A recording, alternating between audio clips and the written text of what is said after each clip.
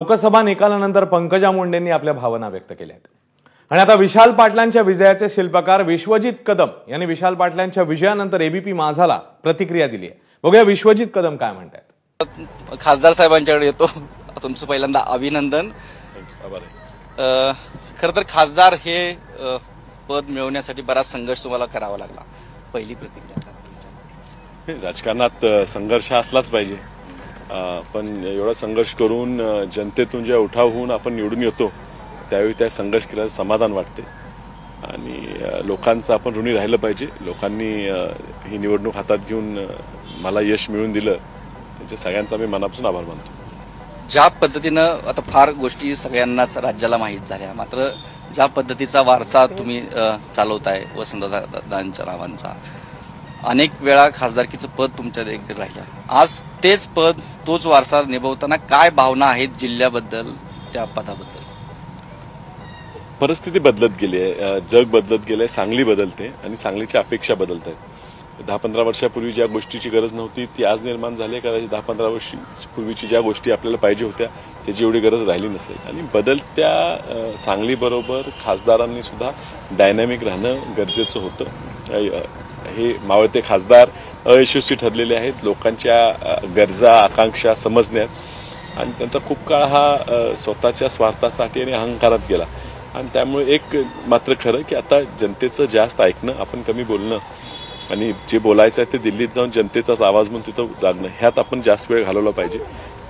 खूप अडचणी आहेत सांगलीच्या आणि आम्ही सर्वांनी एकत्र येऊन काँग्रेस पक्षाच्या आपल्या नेतृत्वाखाली, डॉक्टर विश्वजित कदमांच्या नेतृत्वाखाली लोकांच्या अडचणी समजून ह्याच्यावर कायमचा मार्ग काढणं हीच आमची आता ह्याच्या पुढची रणनीती असणार आहे। ही तुमची पहिली निवडणूक होती की तुम्ही थेट विश्वजित कदम यांचं नेतृत्व स्वीकारलं।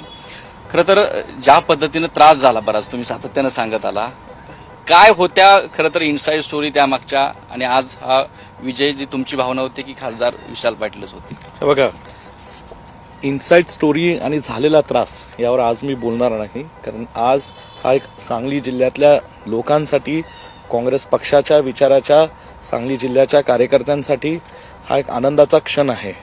स्वर्गीय वसंतदादा, स्वर्गीय पतंगरावजी कदम साहेबांच्या कार्यकर्त्यांसाठी एक आनंदाचा क्षण आहे आणि विशाल पाटील एक तरुण तडफदार खासदार हे सांगली जिल्ह्याच्या जनतेने आता सांगलीसाठी, महाराष्ट्रासाठी, देशासाठी, काँग्रेस पक्षासाठी आणि महाविकास आघाडीसाठी निवडून दिलेले आहेत। आणि निश्चितपणे आम्ही जिल्ह्यातले सगळे तरुण नेते, कार्यकर्ते जनतेचा आशीर्वाद घेऊन, वडीलधारांना सोबत घेऊन, तरुण पिढीला सोबत घेऊन आम्ही जनतेचे प्रश्न, जिल्ह्याचे प्रश्न येणाऱ्या काळात आम्ही ताकदीने सोडवणार आहोत। उमेदवारी किंवा तिकीट मिळवतानाची तुमची दिल्ली वारी सातत्यानं फिरणं आम्ही सगळ्यांनी महाराष्ट्राने बघितलेलं आहे। काय नेमके त्यावेळी संवाद असायचे? कधी मतभेद व्हायचे का? कुठल्या मतावर एकमत असायचं का?